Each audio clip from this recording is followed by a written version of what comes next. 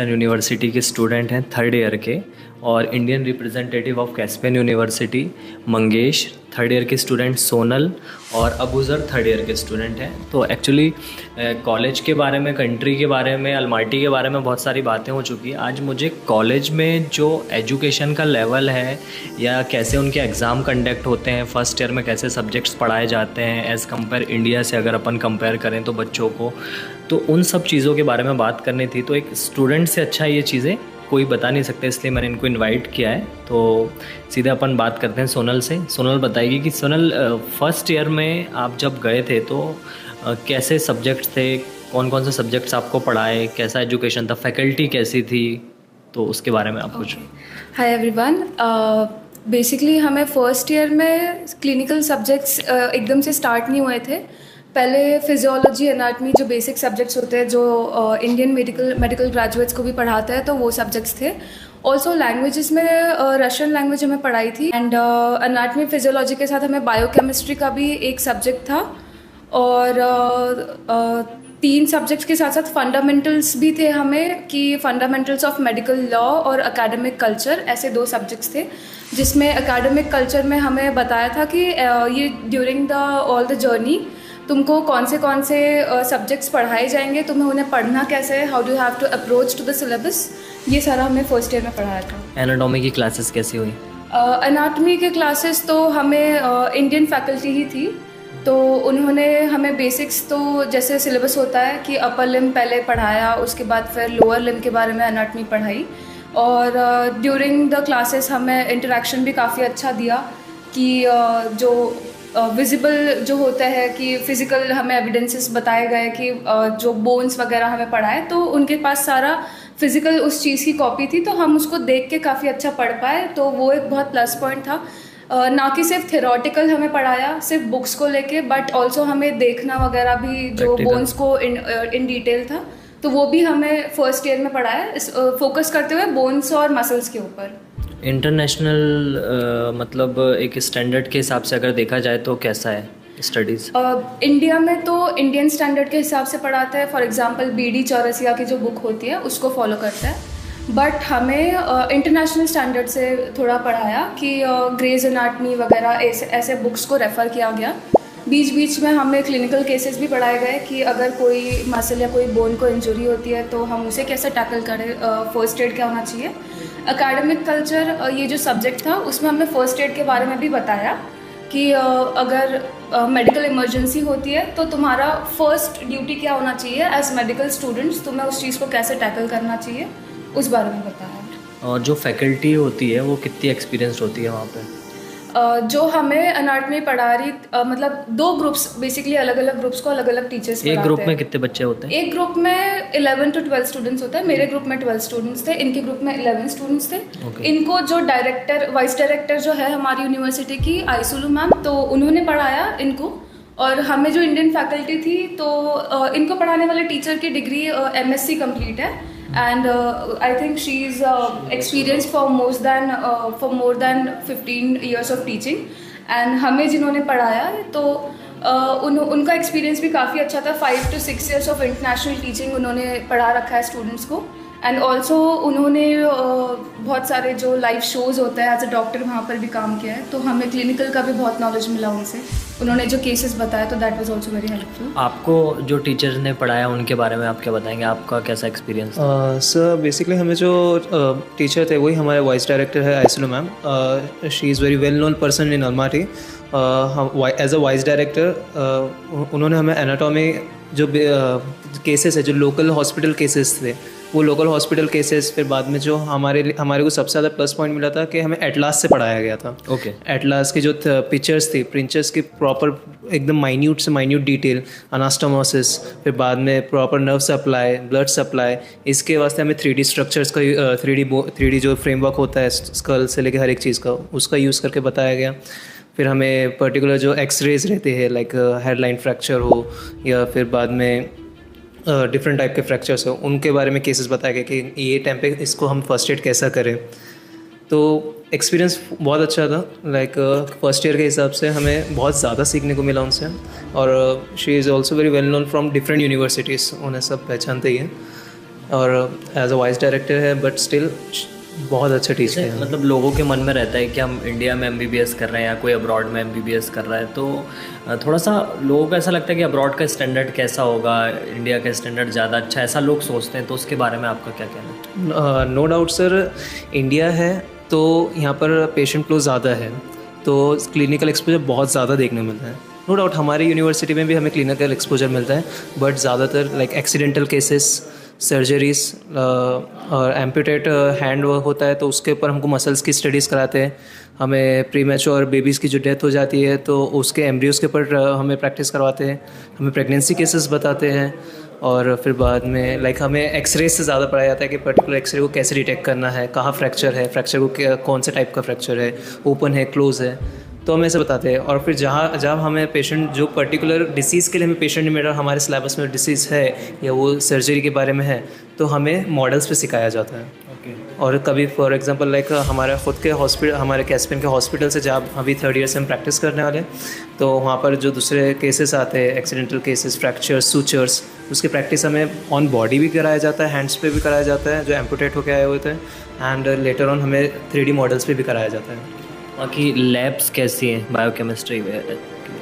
Labs totally जितने भी new gadgets हैं तो उनका यूज़ किया जाता है। इलेक्ट्रॉन माइक्रोस्कोप आया जो अभी एडवांस वाले हैं, वहाँ उसका यूज़ किया गया है। Faculties on going, most of the faculties जिनके PhD कंप्लीट हुआ है, जो ऑलरेडी कोई ना कोई रिसर्च में पार्टिसिपेटेड है, तो वो उनके रिसर्च के अंदर भी हमें इन्वॉल्व कराते हैं, तो उन्हें भी वो गैजेट्स की ज़रूरत पड़ती है, तो वो हमें एडवांस गैजेट्स के थ्रू सारी चीज़ें सिखाई जाती है। मतलब लैब्स भी काफ़ी अच्छी हैं। लैब्स मतलब वेल इक्विप्ड है टोटल। सोनल से नेक्स्ट क्वेश्चन है कि एक इंटरनेशनल एक्सपोजर कैसा मिलता है बच्चों को बाहर जाके, एजुकेशन के लिए रिलेटेड ओनली? जैसे इंडियन मेडिकल ग्रेजुएट्स होते हैं तो उनका मेन जो होता है फ्लो ऑफ द करियर कि वो MBBS करने के बाद में नेक्स्ट या फिर नीट PG का एग्ज़ाम देके इंडिया में PG करते हैं। Okay, right. But right now जैसे आपने पहले क्वेश्चन में पूछा था कि इंडिया और अब्रॉड में डिफरेंस क्या है पढ़ाई में, सिलेबस में, एकेडमिक में, अपॉर्चुनिटीज़ में, तो उसका मैं बोलना चाहूँगी कि अभी सपोज़ मैं इंडिया से पढ़ रही हूँ और मैं अब्रॉड से पढ़ रही हूँ, ultimately what I am going to do is कि मैं MBBS तो प्लेन ठीक है, I will be practising in India, that's the main goal. तो इंडिया में प्रैक्टिस करने के लिए हमें FMG के एग्ज़ाम देनी है, और जो कि मेरे हिसाब से देखा जाए अभी जितना मैंने पढ़ा है FMG के लिए तो बहुत ही ज़्यादा मतलब अच्छा है कि इजी है जो हम कर पाए उसको सॉल्व। ऐसा भी उसमें कोई इतना डिफ़िकल्ट नहीं होता है FMG क्रैक करना। तो अपॉर्चुनिटी में सबसे पहला FMG, what I can think is कि मैं इंडिया में प्रैक्टिस करूँ तो I have to give FMG, मुझे PG करना है तो I have to give NEET PG। But international अगर अपॉर्चुनिटीज़ देखा जाए, I can opt for USMLE और प्लैब और फिर ऑस्ट्रेलिया का एग्ज़ाम जो होता है मेडिकल लाइसेंसिंग वो, या फिर दुबई में प्रैक्टिस करने के लिए DHU एग्ज़ाम होता है, तो उनको मैं अप्रोच कर सकती हूँ। नॉट ओनली कि मैं इंडिया में सेटल होना चाहूँ तो मैं डेफिनेटली FMG देख के प्रैक्टिस करना चाहूँगी, और अगर मैं बाहर सेटल होना चाहूँ तो मैं ये सारे एग्ज़ाम्स दे दूँगी।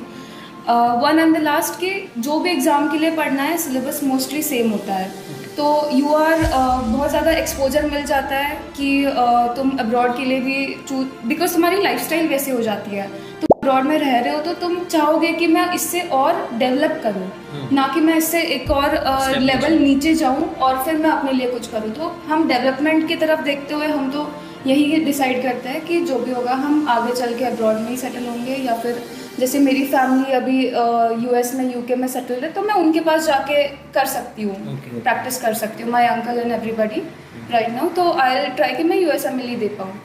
एंड ये एक होता है कि अभी जैसे हमारी यूनिवर्सिटी में जापान इनोवेशन कोलैबोरेशन हुआ था रिसर्च सेंटर के लिए, तो हम रिसर्च में जितना पार्टिसिपेट कर रहे हो उतना जितने रिसर्च पेपर्स में मेरा नाम आएगा, जितने मैं पब्लिश करूँगी, उतना it will be added to my CV and my resume, जो कि मैं मैचिंग के लिए अप्लाई कर पाऊँ दूसरे USMLE के टाइम पे। जो ECFMG सर्टिफिकेशन होता है उसमें मैं अपने रिज्यूम में वो ऐड कर सकती हूँ रिसर्च वगैरह का, जितना भी मैंने किया है, मेरे क्वालिफिकेशंस, जहाँ मैंने ऑब्जर्वरशिप की है, जहाँ मैंने इंटर्नशिप की है, जो मैं रिसर्च इलेक्टिव्स की हूँ, everything will be added.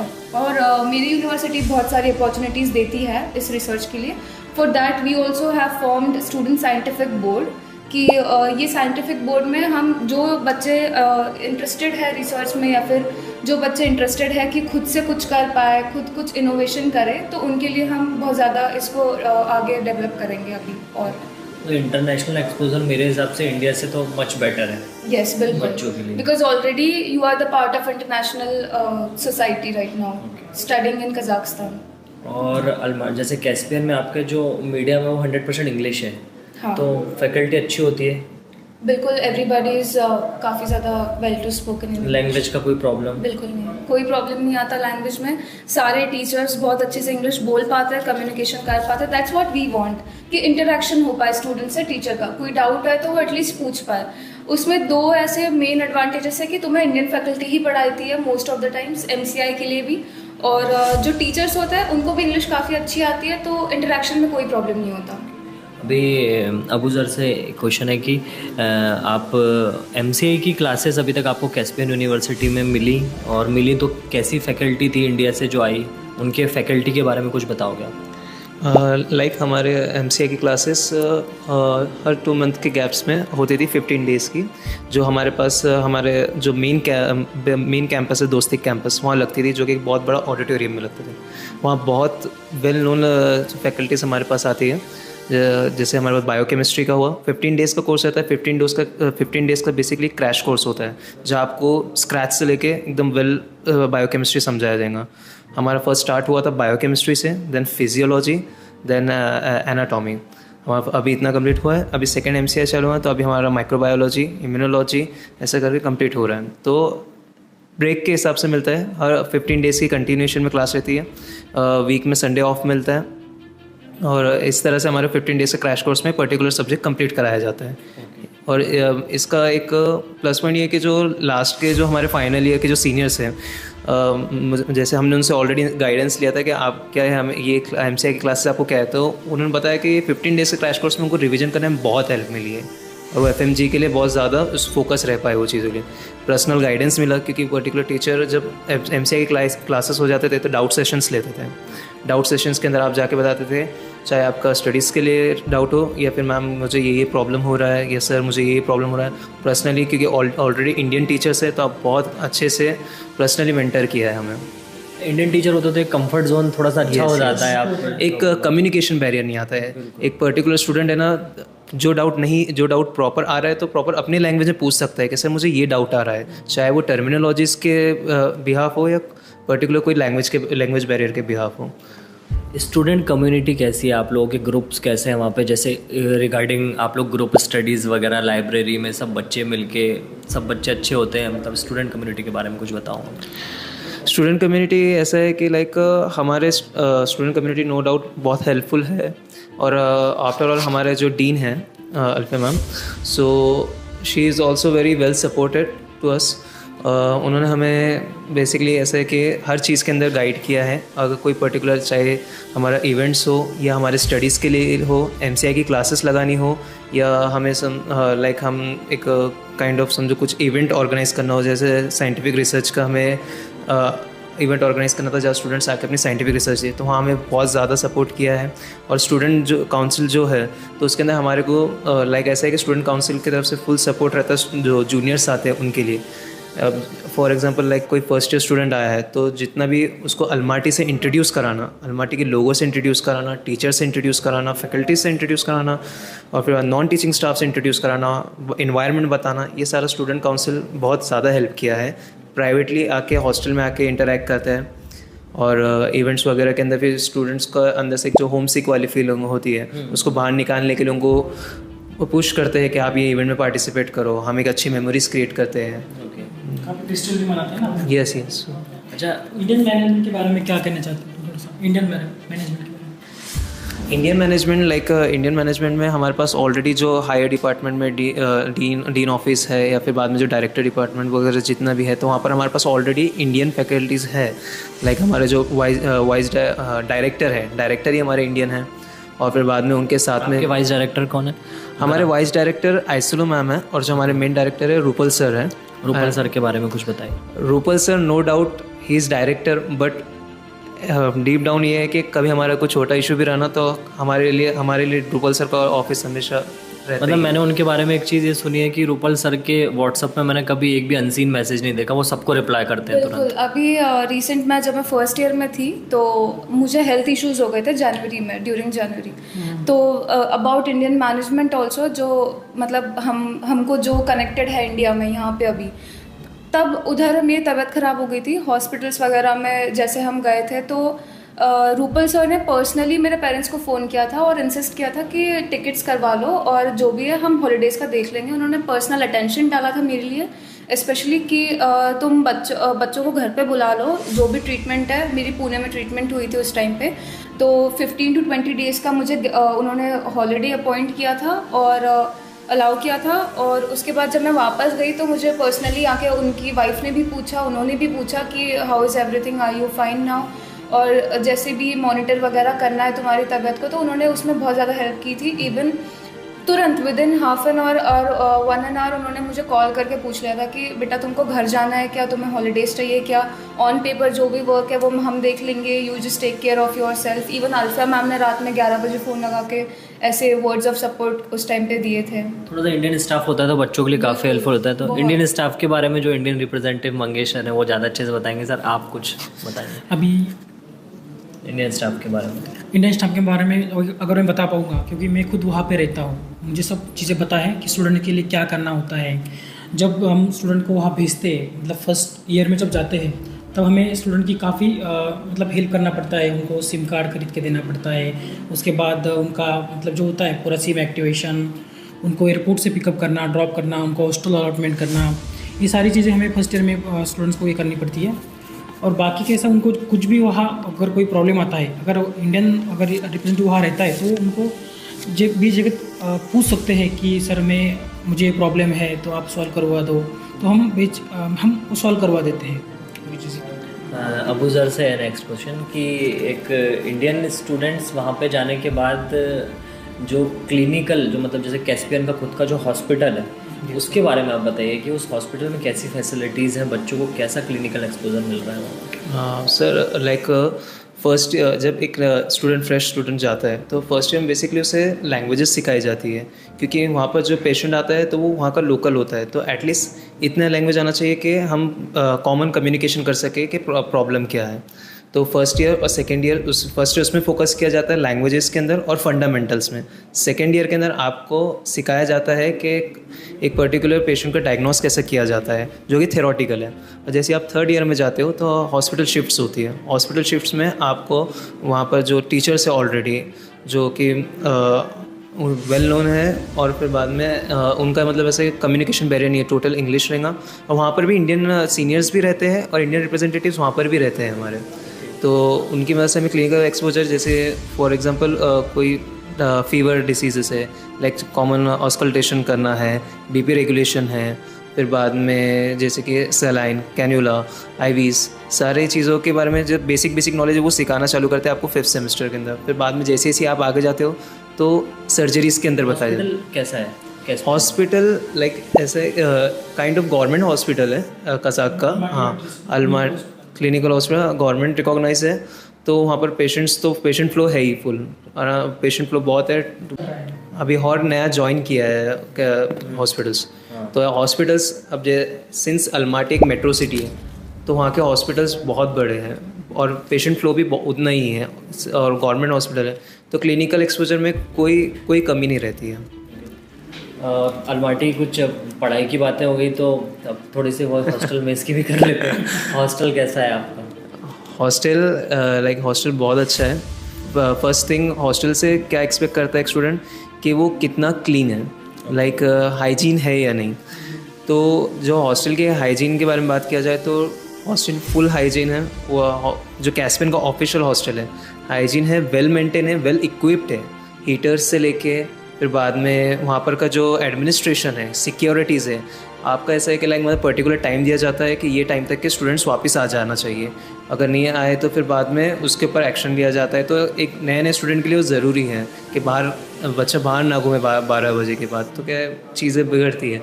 But security है, कल के दिन कुछ भी रहा तो पुलिस जो हमारा हॉस्टल को लग के लेफ़्ट साइड में ही पुलिस स्टेशन है, सिक्योरिटी फुल है हॉस्टल में।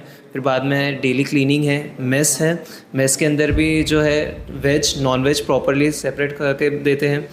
और फिर बाद में वो खाना भी ऐसा है कि लाइक प्रोटीन का ज़्यादातर ध्यान रखा जाता है उसके अंदर, ग्राम्स हो गए। और फिर बाद में लाइक वेजिटेबल्स कंट्री में। और स्टूडेंट सिक्योरिटी कैसी है, जैसे एज अ गर्ल सोनल अच्छे से बताएगी वो चीज़। लड़की के लिए यूनिवर्सिटी वाइज लड़कियों के लिए कितना सेफ है अलमाटी? लड़कियों के लिए जैसे इंडिया में तो हम 10 बजे के बाद घूमें तो it will be very much problematic, लेकिन वहाँ पर हम अगर सेकेंड ईयर से हमें हॉस्टल में रहना कंपलसरी नहीं है। तो सेकेंड ईयर में कभी जब मैं फ्लैट पर रह रही थी तब it was very convenient for me, नीचे ही सारे मैगजीन्स वगैरह, मतलब मैगजीन्स एज इन वहाँ पे जो शॉप्स वगैरह होती है, मैगजीन हाँ उसको मैगजीन बोलते हैं, तो नीचे ही अवेलेबल होती है 24/7। कभी अगर मुझे कोई चीज़ चाहिए अर्जेंटली तो इतना सेफ है कि मैं नीचे जाके अपने लिए वो चीज़ ला सकूँ। जगह जगह पर सिक्योरिटी होती है, पेट्रोलिंग की जाती है पुलिस के थ्रू। रात में कोई भी प्रॉब्लम हो तो बस एक phone call away police stations वगैरह, तुम बस फ़ोन कॉल डायल कर लो और एम्बुलेंस सर्विस और पुलिस सर्विस तुरंत वहाँ पे अवेलेबल होगी। और गर्ल्स के लिए तो इंडिया से ज़्यादा सेफ है मैं बोलूँगी, बिल्कुल। बहुत अच्छा, थैंक यू। आप लोगों से बात करके बहुत अच्छा लगा। Thank you Sonal, thank you so much. Thank you Mangesh.